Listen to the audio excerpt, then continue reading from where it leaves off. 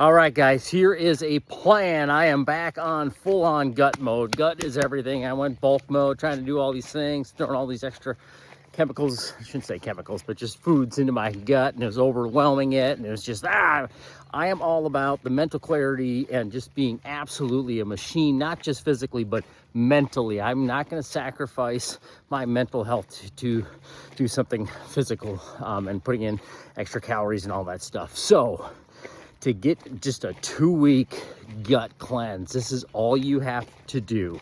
So, and this is what I did in my beginning phases as well to all of this. So 90% of your target weight in protein, clean protein, has to be whole food, 1-ingredient foods, have to do that. So I'm 170 pounds, so I'm eating 160 grams of protein. Feels unbelievable, and it's so simple once you start doing it. And then I'm hitting about 70 grams of fat, and my fats are going to come from my eggs, which also give me protein. As a massive food. Eggs are just so powerful in so many ways. It's probably the most nutrient dense food on the planet. You could actually live off of that forever. Don't recommend that, but you could. Eggs are phenomenal. Going to give you, again, fats and proteins. The other fats I'm going to get is from avocados. So I will have at least 1 avocado a day. And during this, I don't want to go much over that 70 grams of fat. I want to kind of stay there because fat can bog down the gut and bog down the fiber and all of that stuff and cause some situations like irritable bowel syndrome, which you do not want to deal with. Then the other fats, obviously olive oil. I'll do a tablespoon of that a day, which gives me about 14 grams of fat there. I'll also get through dark chocolate, which is absolutely amazing. Make sure you get 85% dark or higher. Now let's see what other kind of fats we can throw in there that are, the salmon.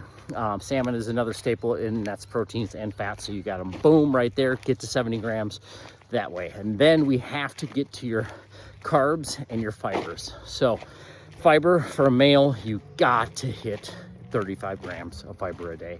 And if you're hitting about 15 right now, work your way up. Don't go all in. Fiber can throw a little gassy into your system, and you don't want to get all irritable. It's just not a comfortable situation to be in. So you are going to get your fibers through your vegetables, your fruits. Raspberries are a powerhouse. Obviously the avocado is going to have it as well. You're going to get a ton of fiber in that. So if you can eat that, and along with broccoli, any sort of fruits and vegetables, and then chia seeds are my secret weapon for getting your fiber. It also has some fats in there as well. So getting that, mixing that in with your meals. So you're just pairing this with your proteins, and then obviously your carbohydrates. Sweet potatoes are a massive one. Again, I'm gonna hit about 130 grams to 150 grams of carbs a day. Gives me great energy.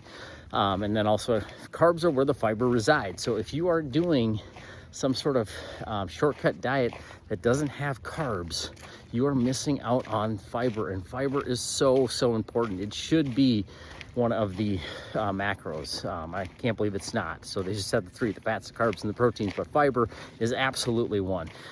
Anybody that goes on the carnivore or the keto long term, they all suffer. Their guts go to hell, and then when they try to go back, they can't process anything, and I was doing that. Now I can process everything. I feel amazing, but you have to get the fibers, and they are in the carbs. They're not in fats or proteins.